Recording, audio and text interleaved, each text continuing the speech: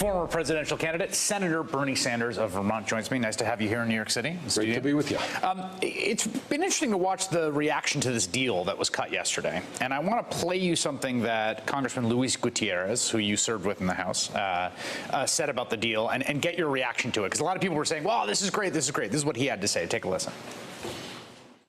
The Democratic caucus is not in sync with making this agreement with the President of the United States of America. I've spoken to dozens of members of the Democratic caucus. The Democratic Party has to stand for something. When the CEO of Microsoft says you got to come through him to get to the Dreamers, and he's to the left of the Democratic Party, it's a sad day for the Democratic Party in this nation. What do you think of that? What I think about is that what Trump did in removing 800,000 great young people from DACA protection is one of the ugliest things that any president in the modern history of this country has ever done. And I think we got to be smart and we got to win that fight. And the key here is being smart.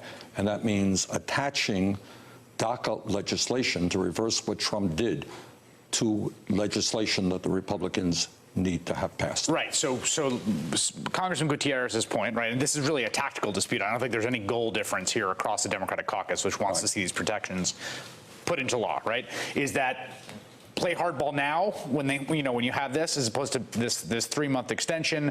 There's no guarantee you're going to be able to attach it. Are you confident this is the right move? Well, what we need to do, I mean, it's one thing to talk fervently about the issues, but you know what, in the Senate? Right. We need 60 votes. Right. Okay? And if Luis can get us those 12 Republican votes tomorrow, I think we're ready to move. Dick Durbin is working night and day on this. I think we have 4 or 5 Republican votes right now. I think we stand an excellent chance. I see. To get the votes we need. The goal is to win this thing. Right. Well, that's an interesting bit of insight, because sometimes it's very hard to track these deals, right? I remember there were deals that Boehner and Obama cut a few times where everyone was mad and you couldn't, in the White House, would say, no, you don't understand, we won. But let me just say this, and I think I speak for every member of the Democratic caucus in the Senate, and I think the House as well. What Trump did is unspeakable. And we have to protect these young people, and we will. Okay, so here's the question. I remember talking to you right in the beginning of this administration, and there was this question about how are Democrats going to deal with this guy. And there are certain things where there's a kind of Venn diagram policy overlap, renegotiating NAFTA or killing TPP, right? Some stuff on infrastructure. And then there's obviously places where there's opposition. The path he's gone down, from a policy perspective, has been a very Paul Ryan Republican Party path. I would say it was a Koch brothers path. Tax breaks for billionaires, denying the reality of climate change, trying to destroy public health care in America, throwing 32 million people off of health insurance, extreme right-wing agenda. Okay, so then this thing happened yesterday that has people sort of scratching their heads. Chuck Schumer has another meeting today with the president, and there's a sort of question of, like, is there some deals to work out here? And yet at the same time, you got to be thinking to yourself, the world is littered with people on the wrong side of Donald Trump deals. Right? Like, how are you thinking? Is this someone that the Democrats can do business with, is my question. I think you look at issue by issue. You say to Donald Trump, what you did with regard to DACA is unacceptable. Let's work together to reverse that. And if you're prepared to do that, if you are prepared to put $1 trillion into infrastructure without privatizing it, if you are prepared to do what you said during the campaign, is take on the drug companies and lower the outrageously high cost of prescription drugs, if you want to work with us on those issues, let's go forward together. I saw news, and I almost can't believe this is happening, but I saw news of one last-ditch attempt at Obamacare repeal. So you've got this ticking clock, right, which is the 50-vote majority of the Republicans. It expires in a few weeks. Am I right about that? That's correct.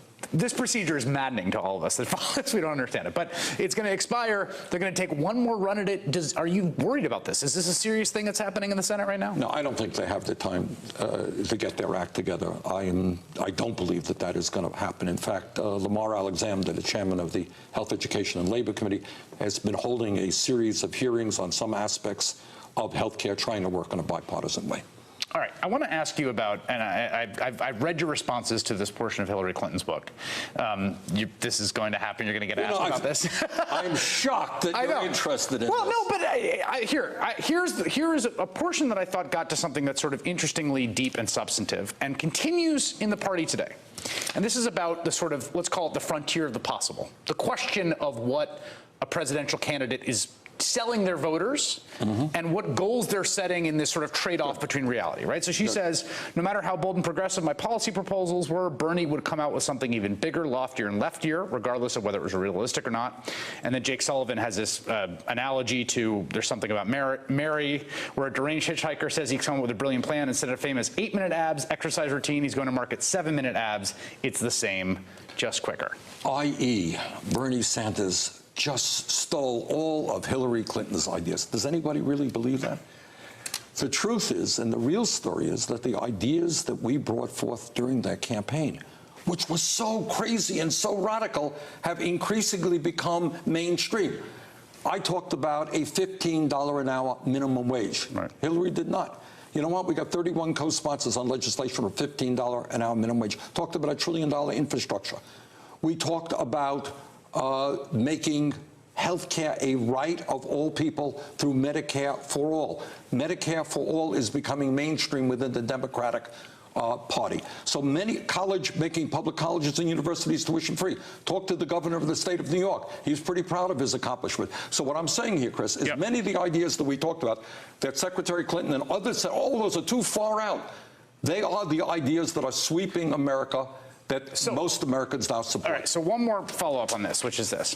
One of the things we saw happen with Republicans is they told their voters they could do all these things that they turned out they couldn't really do. This happened all the time with, it happened during the shutdown when they said we could repeal Obamacare even if we don't have the presidency. They couldn't do that, right? We saw what happened when their promises on the ACA ran into reality, and it was a disaster, right?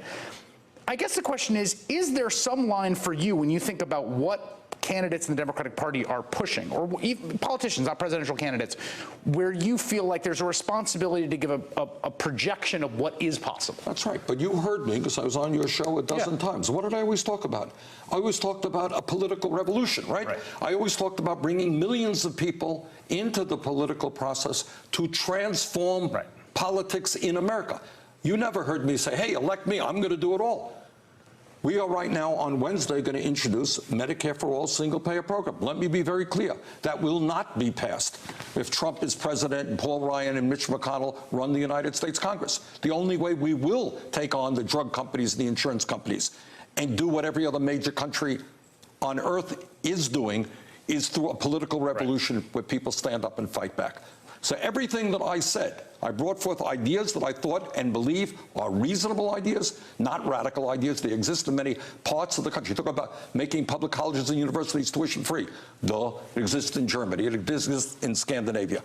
But what I have said is millions of people are going to have to jump into the political process, stand up and fight back. And we're beginning to see some of that as well. All right, Senator Bernie Sanders, good to have you here in person. Good to be with you, Chris. Hey there, I'm Chris Hayes from MSNBC. Thanks for watching MSNBC on YouTube. If you want to keep up to date with the videos we're putting out, you can click subscribe just below me, or click over on this list to see lots of other great videos.